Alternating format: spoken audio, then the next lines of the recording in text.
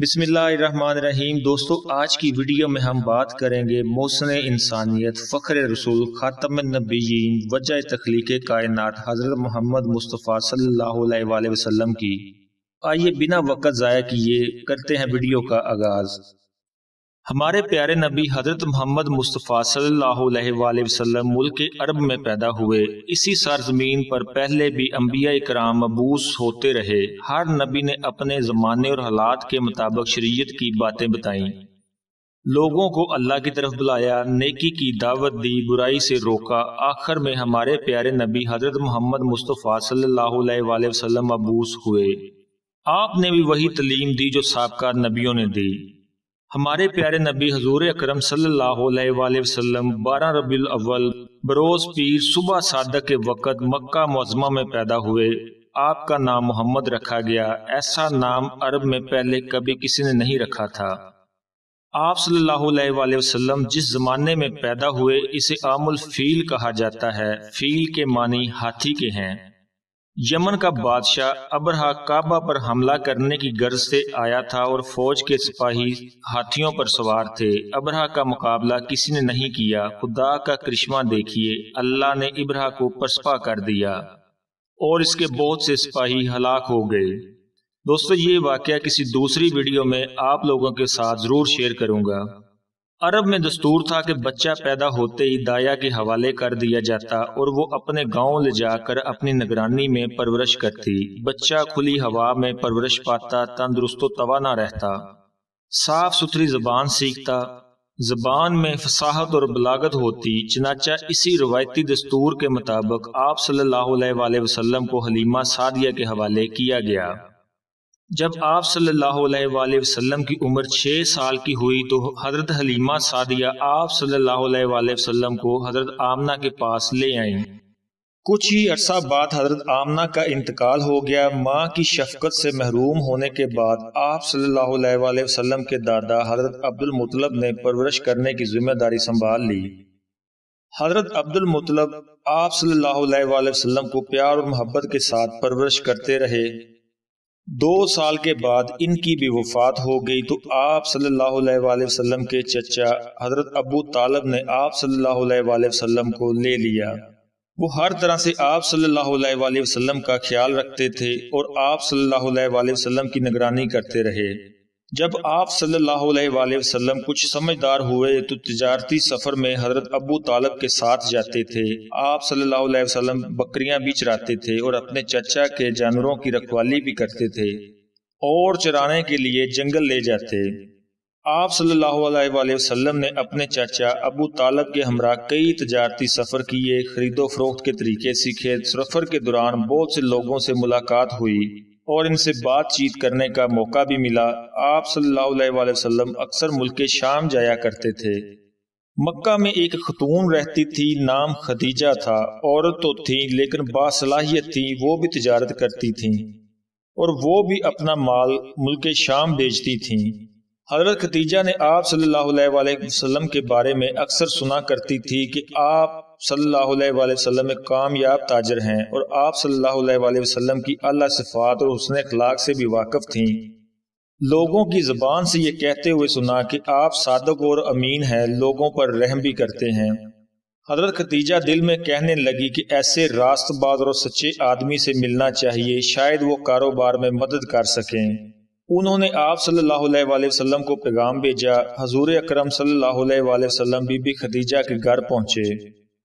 Be be Khadija نے حضور اکرم صلی اللہ علیہ وآلہ وسلم سے عرض کیا، آپ تجارتی مال لے جا کر فروخت کریں، مجھے آپ جیسے شخص کی ضرورت ہے۔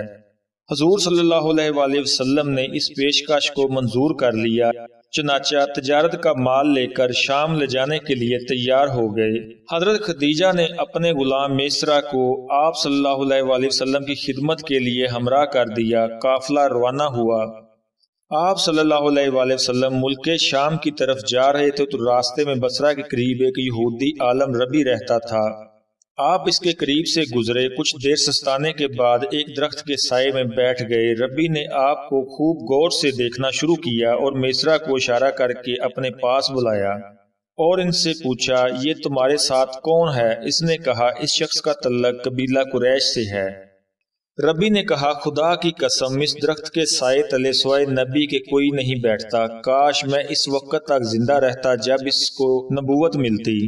شام کے سفر سے واپس لوٹے، مال فروخت کرنے کے بعد جو رقم حاصل کی آپ صلی اللہ علیہ وآلہ وسلم نے حضرت خدیجہ کے حوالے کی۔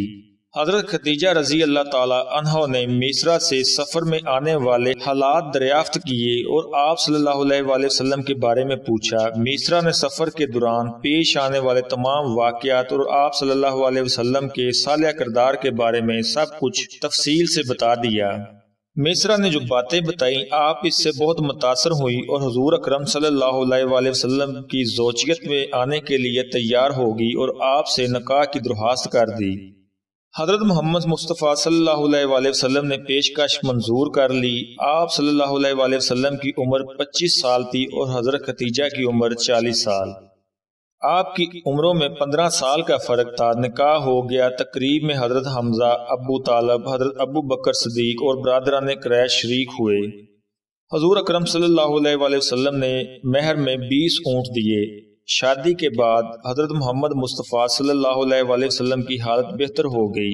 آپ غریبوں کا خیال رکھتے تھے، بے کسوں کی مدد فرماتے تھے، مصیبت زدہ لوگوں کے کام آتے تھے، اور قریش کے لوگ بھی آپ صلی اللہ علیہ وآلہ وسلم کی سچائی اور احسن اخلاق کے قائل ہو گئے۔ ہر شخص آپ کی تعریف کرتا تھا۔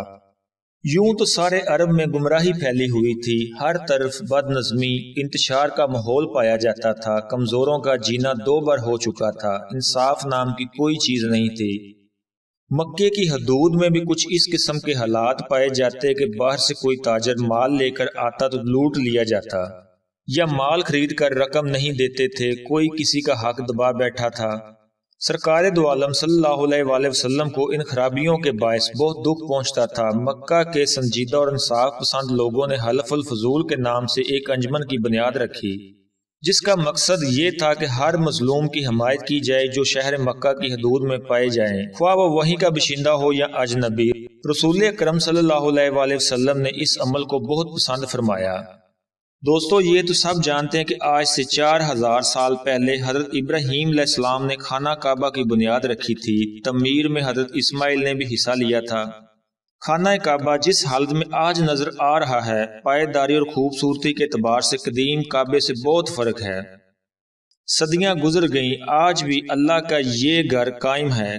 کبھی ایسا بھی ہوتا تھا کہ خراب موسمی حالات اور بارشوں کی وجہ سے عمارت بسیدہ ہو جاتی تھی تو مرمت کرنے کی ضرورت پیش آتی تھی۔ جب سرکار دو عالم صلی اللہ علیہ وآلہ وسلم کی عمر مبارک 35 سال کی تھی تو ایک مرتبہ پھر ضرورت پیش آئی، تو پھر کعبے کی تعمیر کا کام شروع ہوا۔ کام تو مکمل ہو چکا تھا، پھر حجر اسود رکھنے کی باری آئی۔ حجر اسود رکھنا ہر شخص کے لیے ایک اعلیٰ اعزاز تھا۔ سرداروں میں سے ہر شخص یہ چاہتا تھا کہ یہ سعادت اس کے حصے میں آئے۔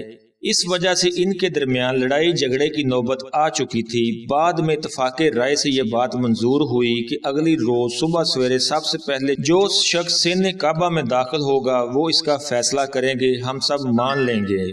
دوسری صبح سرکار دو عالم صلی اللہ علیہ وآلہ وسلم کو صحن کعبہ کی طرف آتے ہوئے دیکھ کر سب نے ایک آواز ہو کر کہا، صادق آ گئے، امین آ گئے۔ سرداروں نے فیصلہ کرنے کا اختیار آپ صلی اللہ علیہ وآلہ وسلم کو دیا۔ آپ ثالث مقرر ہوئے۔ آپ نے ایک چادر منگوائی۔ درمیان میں آپ صلی اللہ علیہ وآلہ وسلم نے اپنے مبارک ہاتھوں سے سنگ اسود رکھا اور اس کے کونے سرداروں سے پکڑوا کر حجر اسود کو خانہ کعبہ تک لے گئے اور اس کی جگہ رکھ دیا۔ اس منصفانہ فیصلے کی سب نے تعریف کی۔ حضور اکرم صلی اللہ علیہ وآلہ وسلم کا ہر لمحہ، ہر وقت عبادت الہی میں گزرتا تھا۔ آپ صلی اللہ علیہ وآلہ وسلم ہر کام اللہ کی مرضی کے مطابق کرتے تھے۔ ایک مرتبہ کسی صحابی نے حضرت عائشہ رضی اللہ تعالی عنہا سے دریافت فرمایا کہ حضرت محمد مصطفیٰ صلی اللہ علیہ وآلہ وسلم کے بارے میں کچھ فرمائیے۔ حضرت عائشہ نے فرمایا، آپ صلی اللہ علیہ وآلہ وسلم کی زبان پر ہر وقت اللہ کا ذکر رہتا ہے۔ دوستو مکہ معظمہ سے 3 میل کے فاصلے پر ایک پہاڑ ہے، یہاں ایک غار بھی ہے۔ یہ جگہ بالکل سنسان ہے۔ یہ غار حرا کے نام سے مشہور ہے۔ اللہ کے رسول کئی دن تک اس غار میں گزارتے، اللہ کا ذکر کرتے اور عبادت میں مصروف رہتے۔ آپ صلی اللہ علیہ وآلہ وسلم ذکر الہی میں مشغول تھے کہ اچانک ایک نورانی جسم نمودار ہوا اور یہ جبریل امین تھے۔ فرشتے نے کہا پڑھ۔ آپ صلی اللہ علیہ وسلم نے کوئی خیال نہ کیا۔ ایسا معلوم ہوتا تھا کہ کوئی آپ صلی اللہ علیہ وآلہ وسلم کو پوری قوت سے دبا رہا ہے۔ پھر آواز آئی پڑھ۔ آپ صلی اللہ علیہ وآلہ وسلم نے فرمایا میں کیا پڑھوں؟ جواب ملا پڑھ اپنے رب کے نام سے، پڑھ اپنے رب کے نام سے جس نے کائنات کو پیدا کیا اور انسان کو خون کے لوتھڑے سے پیدا کیا۔ پڑھیے آپ کا رب بڑا کریم ہے جس نے قلم کے ذریعے تعلیم دی، انسان کو وہ علم دیا جو وہ نہیں جانتا تھا، اور یہ پہلی وحی تھی جو آپ سرکار صلی اللہ علیہ وآلہ وسلم پر نازل ہوئی۔ آپ صلی اللہ علیہ وآلہ وسلم منصب رسالت پر فائز ہوئے۔ اس کے بعد اللہ کے رسول گھر تشریف لائے۔ حضرت ختیجہ سے غار حرا میں جو کچھ ہوا آپ صلی اللہ علیہ وآلہ وسلم نے سنا دیا۔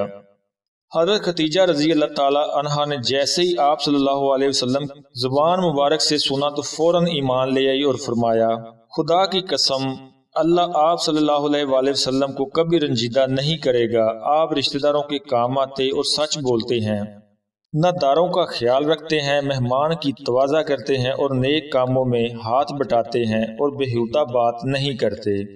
حضرت ختیجہ آپ صلی اللہ علیہ وسلم کو اپنے بھائی ورقہ بن نوفل کے پاس لے گئیں اور واقعہ بیان کیا۔